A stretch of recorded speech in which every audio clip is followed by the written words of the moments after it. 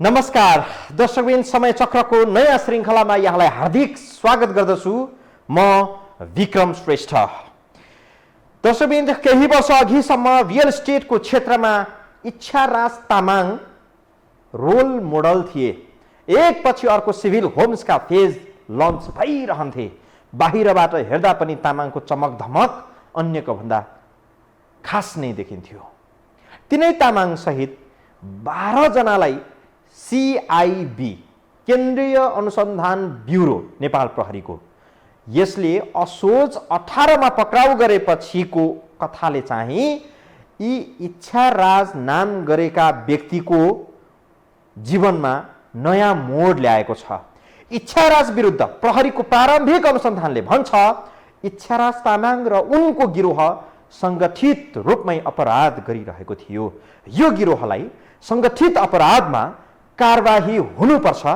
संगठित अपराध विरुद्ध अनुसन्धान गर्दा प्रहरीलाई पनि कानुनले विशेष अधिकार दिएको छ र यो संगठित अपराधको मुद्दा दर्ता भएपछि यो घटना, यो अपराधले नयाँ सिरा बनाएको छ, नयाँ कौतूहलता पनि जन्माएको छ र खुसी पनि थपेको छ पीडितहरूको लागि। सुरुमा हेरौँ यो रिपोर्ट। सिभिल समूहका अध्यक्ष इच्छाराज तामाङ सहित 12 जना विरुद्ध अनुसन्धान गरिरहेको प्रहरीको अनुसन्धानको प्रारम्भिक निष्कर्ष छ यो समूहले संगठन बनाएरै मान्छे ठग्ने गरेको रहेछ। अर्थात् इच्छाराज संगठित अपराधका नाइके हुन्। उनले ठगेका मानिसहरूको संख्या, कायम भएको बिगो आदि आदि विश्लेषण गर्दा स्पष्ट रूपमा भन्न सकिन्छ इच्छाराज भन्ने व्यक्तिले व्यवसाय कम, ठगी धन्दा चाहिँ निकै ज्यादा गरेका थिए।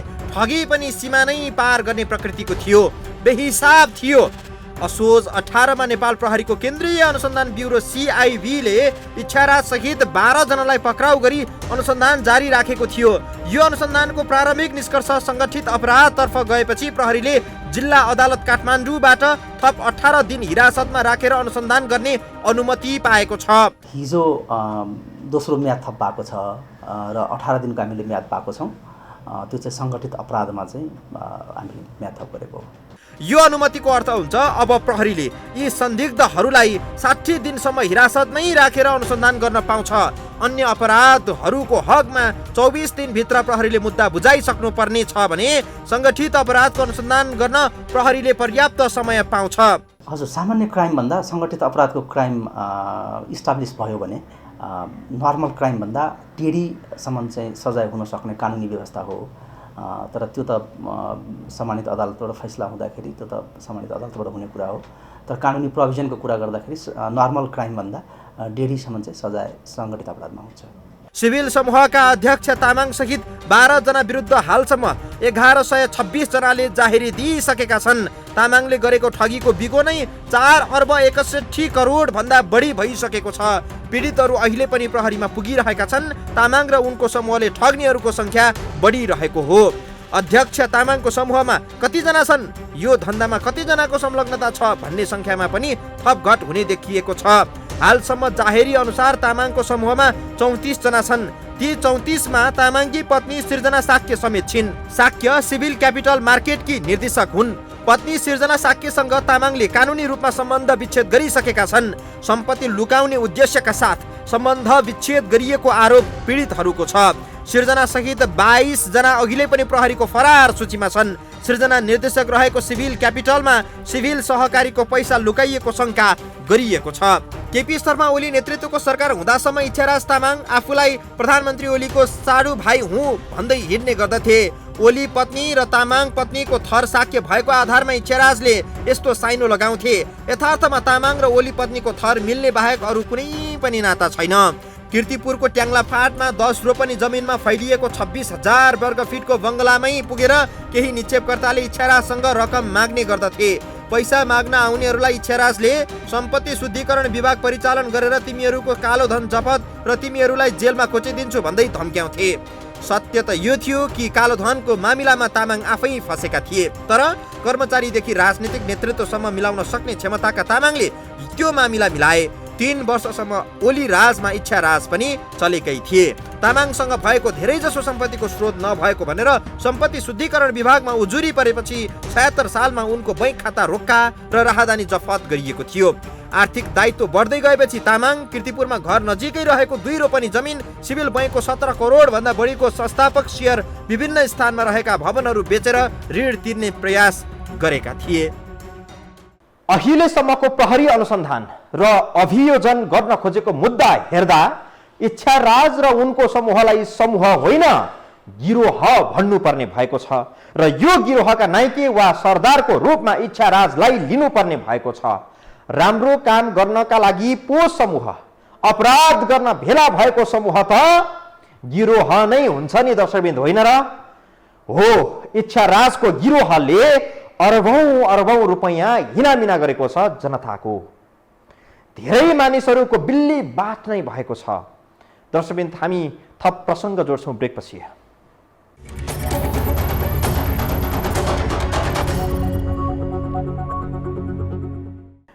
इच्छाराज तामाङको व्यवसाय गर्ने तरिका निकै अनौठो थियो दर्शकवृन्द। एउटा आवास क्षेत्र बनाउने पैसा हातमा होस् या नहोस्, उनी 3-4 वटा आवास क्षेत्र निर्माण सुरु गरिहाल्थे। पहिलो फेजको आवास क्षेत्रका घरहरू बिक्री हुन पाएको छैन, दोस्रो फेज निर्माणको घोषणा थालिहाल्ने र जनताबाट अग्रिम रकम असुली गरिहाल्ने। त्यो पैसाले अर्को फेज सुरु गर्थे। अर्को भाषामा भन्ने हो भने एउटा घर बनाउने पैसा नभए पनि उनी अरु 4 वटा घर निर्माण सुरु गर्थे।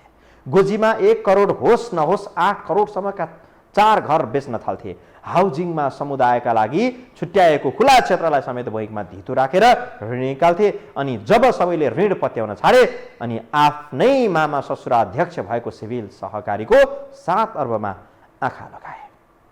सोचमा खोट भयो भने देश हल्लाउने क्षमता राख्ने धनाढ्यहरूको उल्टो दिन कसरी सुरु हुन्छ भन्ने बुझ्न इच्छाराज तामाङको विगत हेर्दा थाहा हुन्छ। 2057 सालमा सिभिल सहकारी खोलेर व्यवसायमा प्रवेश गरेका इच्छाराज तामाङले यसबीच जुन मुकाम हासिल गरे त्यो देखेर आरिस र आश्चर्य नमान्ने सायद कोही थिए।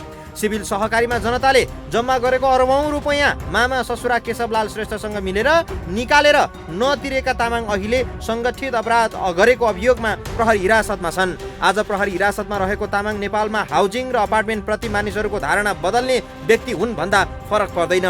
अरबौंमा खेल्ने 10 रोपनी जमिनमा बनेको बङ्गलामा बस्ने, सरकारसँग पिएसओ मागेर हिँड्ने तामाङको अबको केही वर्ष जेलमा बित्ने प्रबल सम्भावना छ। दोस्रो संविधान सभामा नेकपा एमाले तामाङलाई सभासद बनायो, तर उनी 15 वर्ष अघि नै नेपाल प्रहरीबाट पिएसओ अघि पछि लगाएर हिँड्थे। नेपालमा तामाङसँग जति धन हुने अरू पनि धेरै छन्, तर शान शौकतमा तामाङको फुर्ती बेग्लै थियो। सिटिसी मलमा तामाङले आफ्नो कार्यालय राखेका थिए। कार्यालयसम्म जान आफ्नो लागि बेग्लै लिफ्टको प्रबन्ध गरेका थिए। अर्थात् पब्लिकले प्रयोग गर्ने लिफ्टमा तामाङ तलमाथि कहिल्यै गर्दैन थिए। यसबाट पनि उनले आफ्नो सान मान कसरी कायम गर्न खोजेका थिए भन्ने प्रश्न हुन्छ। पढाइमा सिभिल इन्जिनियरिङ तामाङ कुनै समय पुल्चोक इन्जिनियरिङ कलेज पनि पढाउँथे। त्यही बेला उनले सिभिल सहकारी खोले। त्यसपछि उनले व्यवसायमा पछाडि फर्केर हेर्नु परेको थिएन। सिभिल समूहका 9 कम्पनीमा अरबौं रुपैयाँको कारोबार हुन थाल्यो। एउटा व्यवसायबाट लाभ हुन थालेपछि तामाङको महत्त्वाकांक्षा बढ्दै गयो। 1बाट 2, 2बाट 4 हुँदै धेरैवटा कम्पनी बनाए। ती कम्पनी चलाउन करोड होइन अर्ब ऋण उठाउन थाले। नीतिगत तहमै फेरबदल गराएर व्यावसायिक लाभ लिन उनले नेताहरू राम्रैसँग सेटिङ गरेर राखेका थिए। त्यही सेटिङ वा नेता र पार्टीमा गरेको लगानीको उपहार स्वरूप उनी दोस्रो संविधान सभामा सभासद बने। उनलाई सभासद बनाउने पार्टी चाहिँ नेकपा एमाले थियो। बैंकिङ, रियल इस्टेट, सहकारी आदिमा तामाङको ठुलो लगानी थियो। ती क्षेत्रलाई सहज हुने गरी नीति बनाउन उनले नीति निर्माता अर्थात् सांसद मन्त्रीहरू प्रयोग गर्थे। पछि त उनी आफै नीति निर्माता अर्थात् सभासद भए। नेता, मन्त्री, कर्मचारी सबैलाई मिलाउन सक्ने चतुर खेलाडीका रूपमा इच्छाराजको छवि बन्दै गएको थियो। नेकपा एमाले र त्यहाँका नेता मिलाउन नसकेको भए राजनीतिसँग गोरु बेचेको साइनो समेत नभएका यी तामाङ सांसद हुन कसरी पाउँथे होला र कठैबरी। तामाङले आफू अनुकूल मान्छे परिचालन गर्न के सम्म गरेनन् होला, कुन नेता मिलाएनन् होला, कुन दललाई गुण लगाएनन् होला। प्रहरीका हाकिमदेखि कर्मचारीका हाकिमहरूसँग उठबस त उनका लागि सामान्य विषय नै थियो। खासमा हाकिमहरू नै तामाङसँग नजिक हुन चाहन्थे। मिलेर काम गर्दा दोहोरो फाइदा देख्दथे।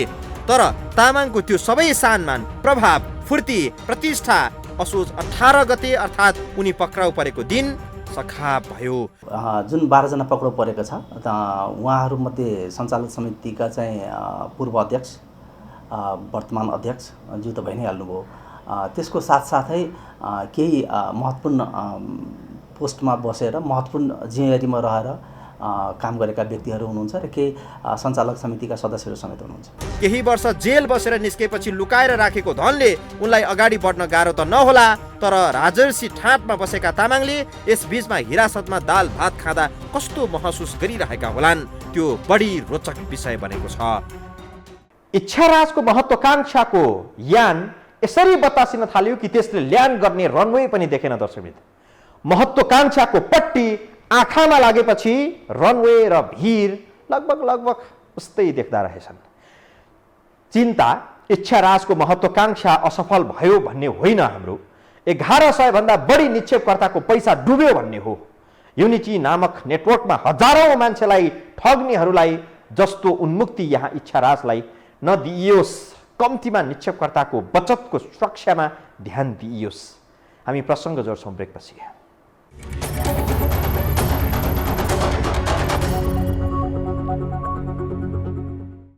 इच्छाराज तामाङलाई जुन बैंकले ऋण दिएका थिए नि, तिनले धितोबाटै रकम असुली गर्छन्। धितो बेगर 7 अर्ब भन्दा बढी ऋण दिने सिभिल सहकारीका अध्यक्ष यानी कि इच्छाराजका ससुरा केशवलाल श्रेष्ठले त्यो रकम कसरी असुली गर्छन्? केशवलाल अहिले आफै प्रहरी हिरासतमा छन्। यिनको समेत मिले मतमा इच्छाराजले सहकारीको अरबौं रुपैयाँ हिनामिना गरेका थिए। इच्छाराजको स्वामित्वमा भएका विभिन्न कम्पनी, उनको घर, जमिन, शेयर सबै जोड्दा पनि सहकारीको ऋण तिर्न पुग्दैन। खास समस्या यही हो र यहीबाट समस्याको उत्पत्ति भएको हो। व्यापार व्यवसायमा रोल मोडल बनिरहेका इच्छाराज तामाङले त्यस्तो के कदम चाले अनि उनको अधोगति सुरु भयो त? यो प्रश्नको जवाब खोज्दै जाँदा जानकारहरूले सिभिल सहकारीमा अनियमित काम सुरु गरेपछि तामाङको खराब दिन सुरु भएको जवाब दिने गरेका छन्।